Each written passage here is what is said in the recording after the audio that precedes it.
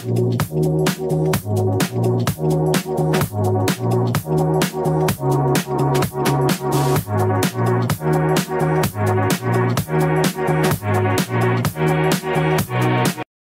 You.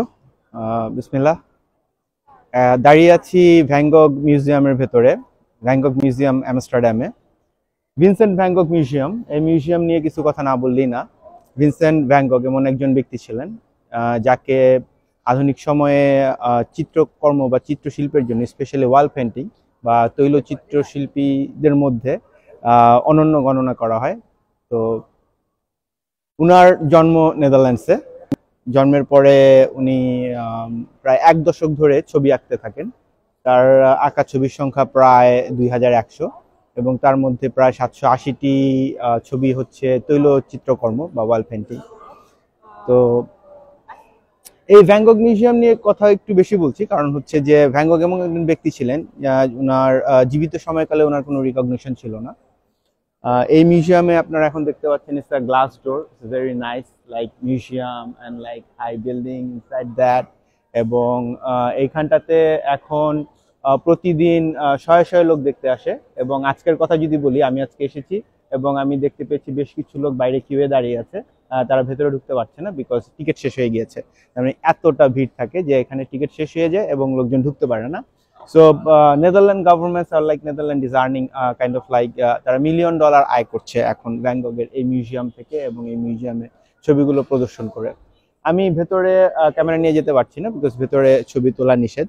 সুযোগ থাকলে আমি হয়তো কিছু তুলতাম। বাট যেটা বলতে চাচ্ছিলাম সেটা হচ্ছে ভ্যান গগ এমন একজন ব্যক্তি ছিলেন, তার জন্ম 1853 সালে।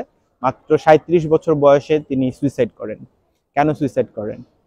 ওনার জীবন প্রচন্ড অর্থকষ্টে যাচ্ছিল, and because of he had no money, so he was suffering mentally. So তার সময়ের লোকজন তাকে পাগল বলতো। তার মানে তার যে চিত্রকর্ম ছিল তার কদর বা তার গুণ তার সময়ের লোকজন মোটেই দিতে পারেনি, যার ফলাফল হচ্ছে উনি মাত্র 37 বছর বয়সে সুইসাইড করেন। আর এই 37 বছরে সুইসাইড করার পরে ওনার যে চিত্রকল্পগুলো, এগুলো মানুষের ভিতরে দিনে দিনে আলোড়ন সৃষ্টি করতে শুরু করে। সত্যি কথা বলতে 100 বছর বা 50 বছর পরে এসে লোকে তার এই চিত্রকর্মের মূল্য বুঝতে শুরু করে। তো এভাবেই যারা লেজেন্ড তারা হারিয়ে যান, তাদের জীবন শেষ হয়ে যায়, তারা অত্যন্ত দুঃখ কষ্টে জীবনযাপন করেন তাদের জীবনের জীবিতকালের সময়টাতে, কারণ সেই সময়ের মানুষরা তাদের মূল্য বুঝতে পারে না। আর আজকে সেই যে গরিব দুঃখী পাগল ভ্যান গগ, যিনি টাকার অভাবে অর্থ কষ্টে সুইসাইড করেছিলেন, তার নামে মিউজিয়াম করে এখানে মাল্টি মিলিয়নিয়ার ইনকাম হচ্ছে। তো এটুকুই বলবার ছিল ভ্যান গগ মিউজিয়ামের, নেদারল্যান্ডস আমস্টারডামে। যদি কেউ আসেন কখনো, সুযোগ থাকলে দেখে যাবেন। আমার ভ্যান গগ নিয়ে এইটুকুই বলবার ছিল। ভ্যান গগ সম্পর্কে আর বেশি কিছু বলবার দরকার নেই, গুগল করলে আরও জানতে পারবেন। বাট এই অমর শিল্পীকে মনে রাখতে চাই, হৃদয়ে ধারণ করতে চাই। ওনার যে কষ্ট, ওনার যেই যন্ত্রণা নিয়ে উনি মারা গেছেন, উনি সুইসাইড করেছেন। মানুষ যেন এরকম আর কোনো গুণী শিল্পীকে হতে না দেয়, জীবিতকালে যাতে মানুষ তাদের মর্যাদা পায়, সেই কামনাই করি। Thank you so much.